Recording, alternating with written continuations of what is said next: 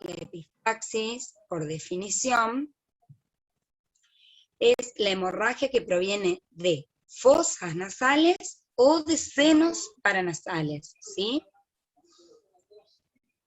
Siempre, como les digo, hay que recuperar contenido de anatomía, y entonces brevemente vamos a hacer una reseña, cómo está conformado el sistema carotídeo externo y el sistema carotídeo interno. El sistema de la carótida externa nos da la maxilar interna, y como terminal de esta la esfenopalatina, que se dividen en dos, como nasal o externa o nasal posterior, y la interna o nasoseptal. Estas van a irrigar la parte posterior de fosas nasales y la cola de cornete medio e inferior, y la interna va a irrigar la parte media y posterior del tabique. En el sistema de la carótida interna encontramos a la carótida interna, que como colateral tiene la oftálmica, que va a penetrar por la hendidura oftálmica, por la hendidura esfenoidal, perdón, a la altura de la órbita. Van a nacer las etmoidales anterior y posterior. Estas van a alcanzar la órbita y así el techo de las fosas nasales, pasando por el agujero etmoidal. La etmoidal anterior va a irrigar tercio anterior del tabique, lateral de la nariz y seno frontal, y la etmoidal posterior va a irrigar el área olfatoria, etmoides y la porción posterior del tabique. Tengan en cuenta el área de Kieselbach, que está formada ¿sí? por una confluencia de la arteria del subtabique, la nasoseptal y la etmoidal anterior. Esta está ubicada en la parte anterior inferior, ¿sí? del tabique septal, del cartílago cuadrangular. Bueno, esto se los paso para que lo tengan, es una reseña, recuerden que lo tienen que saber. Acá les marco el área de Kieselbach, ¿sí? Con las arterias etmoidales, como decíamos recién, y acá está la palatina mayor. Bien.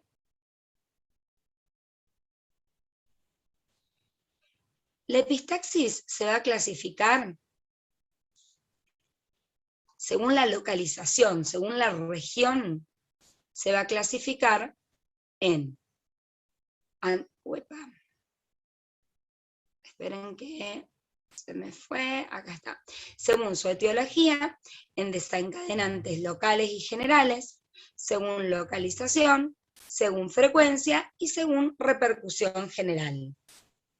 Como les decía, según la etiología, en desencadenantes locales y generales, según la localización, en anterior, posterior o superior. Vamos primero con estas.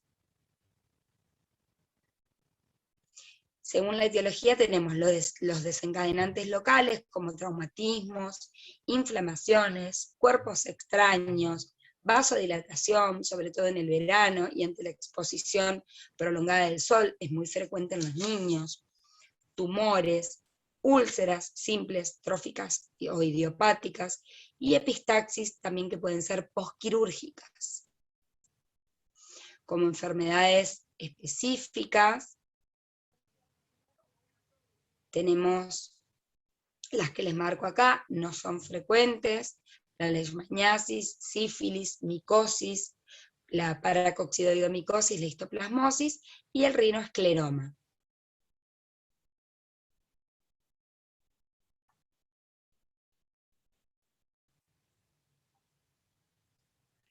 Según la localización, en el área anterior, que es en donde se ubica, si se recuerdan, como recién nombramos cuando hicimos la reseña anatómica, el área de Kieselbach. En el área superior, que encontramos las arterias etmoidales anterior y posterior, y en el área posterior, como ramas de la arteria esfenopalatina.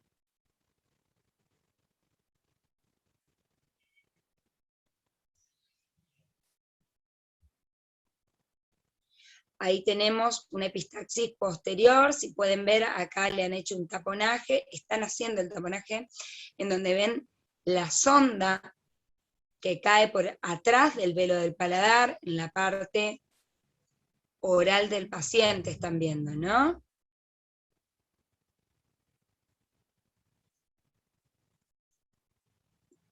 Según la frecuencia,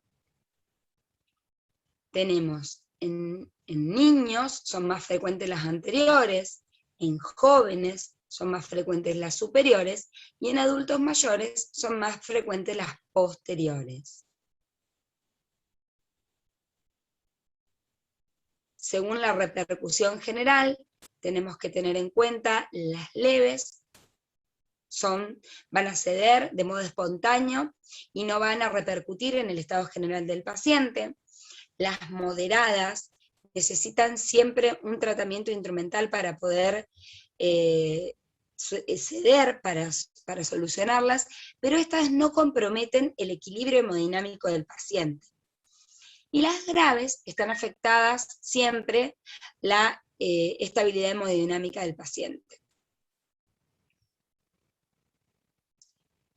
Algunas preguntas para que tengan en cuenta que le tienen que hacer al paciente en el interrogatorio.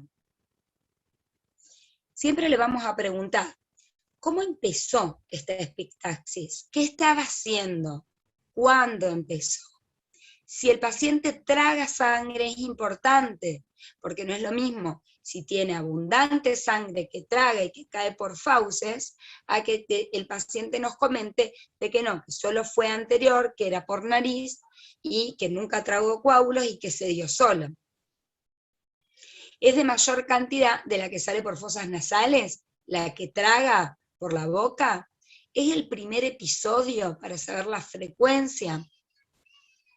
Vamos a preguntarle si tiene enfermedades previas, qué tipo de enfermedades tiene, qué medicación toma, si toma anticoagulantes. La pregunta, bueno, básico parece, pero hay que preguntar si tuvo algún traumatismo que lo llevó a la epistaxis, si existe algún antecedente de obstrucción nasal, y si recibió algún tratamiento antes del actual y cuál fue, ¿sí? En el examen físico,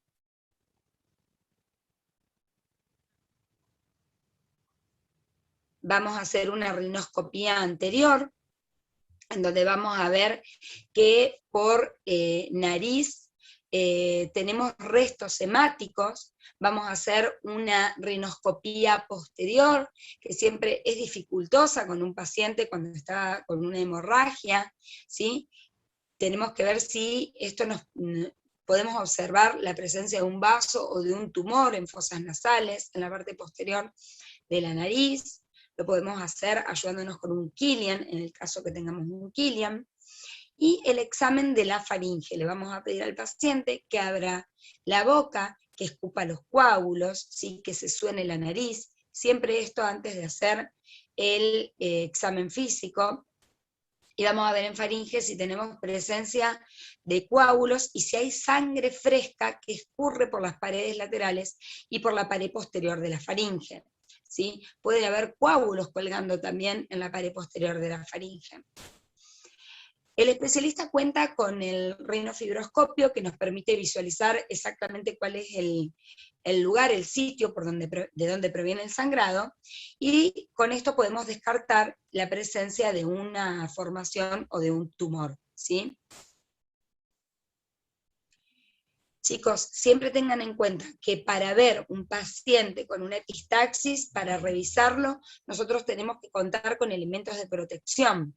Tenemos que ponernos camisolín, botas, cofia, gafas, barbijo y guantes, ¿sí?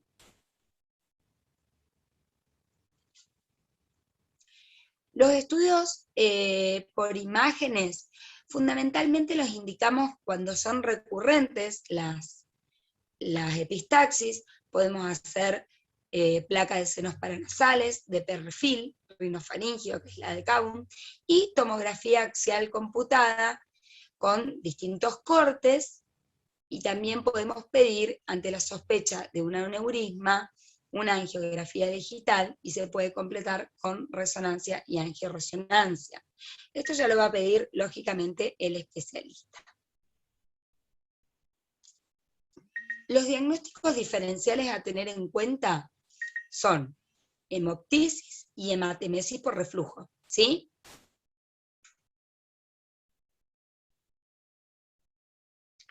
Bueno, y esta frase también es muy importante, que va a depender la evolución y el pronóstico de la etiología, ¿sí? Según cuál sea la causa que me esté dando esta hemorragia, esta epistaxis, va a depender la evolución y el pronóstico de la magnitud de la epistaxis, lógicamente, no es lo mismo que sea leve, moderada o severa, de la frecuencia, de la repercusión en el estado general, que va a ir totalmente de la mano con el resto que estamos hablando, guardando relación directa con eficacia y tratamiento, todo esto.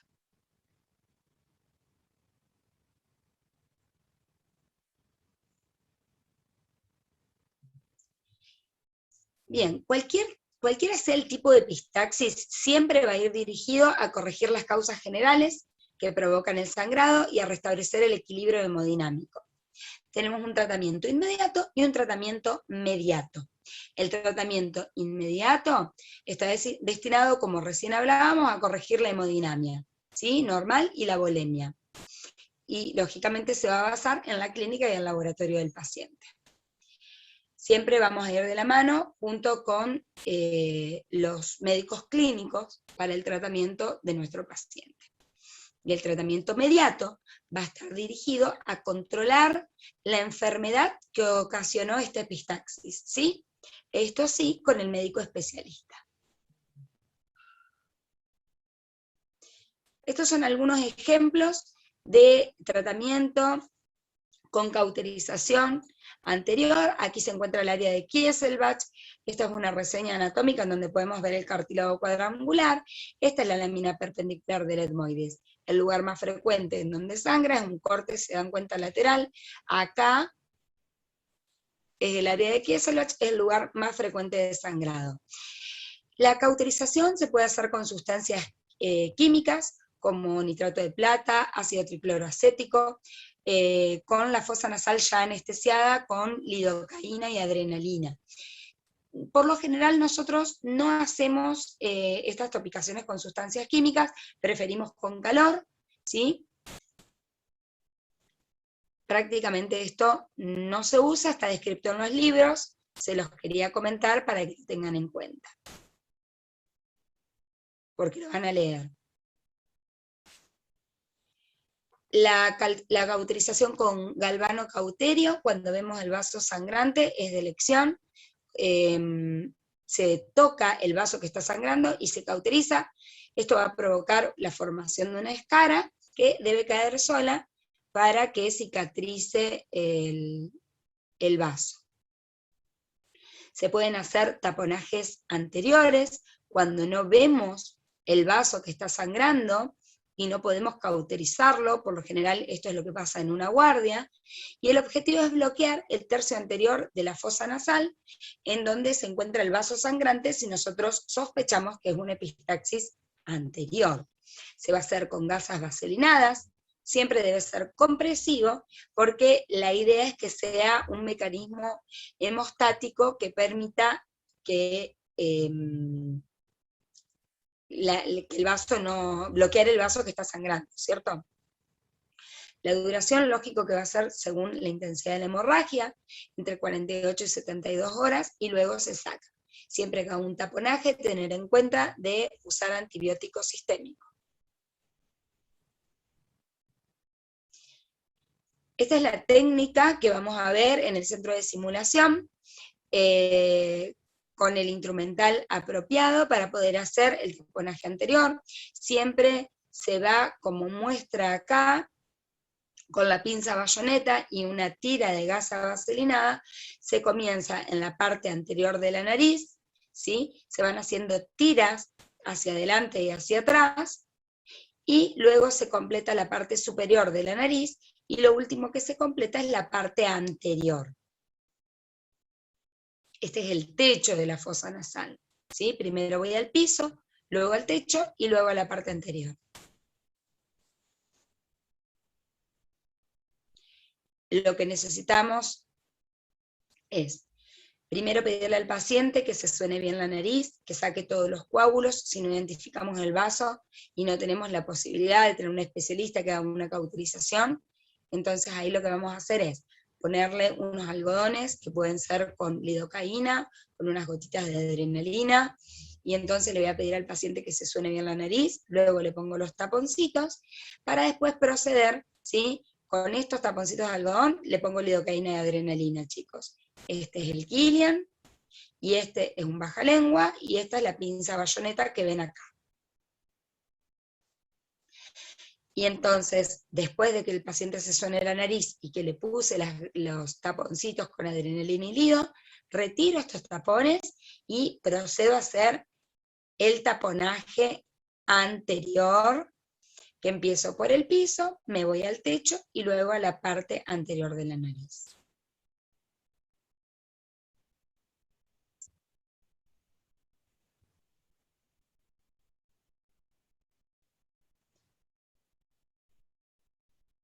Perdón, se me fue la pantalla.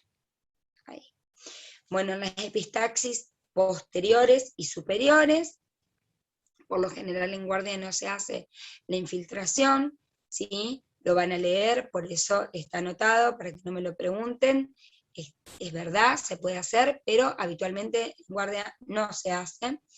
Lo que van a hacer es el taponaje anteroposterior, de la misma manera que le pidieron al paciente en la epistaxis anterior que se suene la nariz, van a hacer lo mismo, que se suene la nariz, que escupa los coágulos, que haga gárgara y que tire todos los coágulos que tengan fosas nasales, que saque todos los coágulos que tengan fosas nasales y en boca, en faringe. Es realmente bastante cruel y complicado hacer un taponaje anteroposterior, pero en guardia es lo que van a tener a mano para poder ceder una hemorragia de este tipo. Se usa una sonda Foley, que se va a inflar el balón para impactarlo en la coana con agua destilada. No lo hagan con suero, porque el suero tapa el canal de la sonda y después no lo pueden desinflar al balón. Entonces, la sonda Foley la van a entrar por el piso de la fosa nasal. Recuerden la imagen que vimos recién, que miren esta imagen, chicos. Que la nariz va por el piso, el techo de la boca es el piso de la nariz. Por acá tienen que ir, no para arriba, sino para atrás, me voy hacia la faringe. Entonces van por el piso de la fosa nasal con la sonda nasogástrica hasta que llegan a este lugar, que cuando el paciente abre la boca, ustedes van a ver la imagen de la sonda que asoma por detrás del paladar blando, ¿sí? De la úvula. Entonces, introducen la sonda, balón, y cuando llega a la faringe, abre la boca el paciente, ustedes ven la sonda, empiezan a inflar el balón con agua destilada, unos 7 a 10 centímetros, según la contextura física del paciente. No es lo mismo una contextura pequeña que una contextura grande. Entonces empiezan a inflar el balón y empieza a traccionar la sonda para que el balón impacte en las coanas. De 5 a 7 centímetros dice aire o agua, es preferible que lo hagan con agua a que lo hagan con suero o con aire, ¿sí? Lo ideal es el agua destilada, y si no, agua de la canilla. Traccionan suave pero firme, hasta que el balón se impacta en la parte posterior acá en las coanas, y cuando el balón se impacta, tienen que realizar el taponaje anterior en la nariz, o sea que es bastante complicado. Acá en esta imagen ya puso la sonda, ya impactó, y va a empezar con el taponaje anterior. Siempre cuando terminen de hacer el taponaje anterior, tienen que poner un retén de gasa porque con lo que se fija es con una chapa de suero habitualmente, y si esa chapa de suero toca el cartílago alar, lo necrosa. Entonces tengan en cuenta que no tiene que tocar la chapita el alar de la nariz. Y se fija la sonda a la mejilla o atrás de la oreja. El paciente lógicamente va a quedar internado. El taponaje se deja aproximadamente 5 días, se puede dejar menos, lo ideal es pedir la interconsulta con el especialista, ¿sí? Debe quedar internado y tienen que pedir también la consulta con el médico clínico. Siempre que hacemos un taponaje, recuerden que va antibiótico.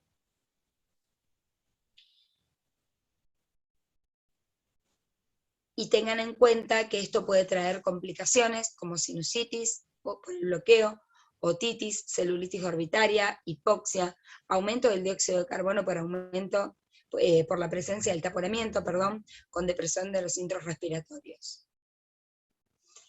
El tratamiento quirúrgico tiene sus indicaciones, cuando son epistaxis recurrentes, ¿sí? Epistaxis graves, o fracaso del taponamiento. Habitualmente la indicación hoy en día cuando hay un taponaje, cuando hay una epistaxis, si es anterior usamos el galvano, ¿sí? Y si es superior o posterior, lo ideal es entrar a quirófano y hacer la cauterización de la arteria que está sangrando. Como técnicas hay, como ven acá, hay varias, ¿sí? Que se pueden usar. Esto ya es más de la especialidad, es a modo de referencia. Y esto es básicamente epistaxis, ¿sí?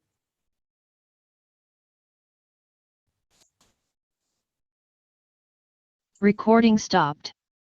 Bueno, ahora sí, chicos, ahí dejé la grabación en pausa. Odio grabar,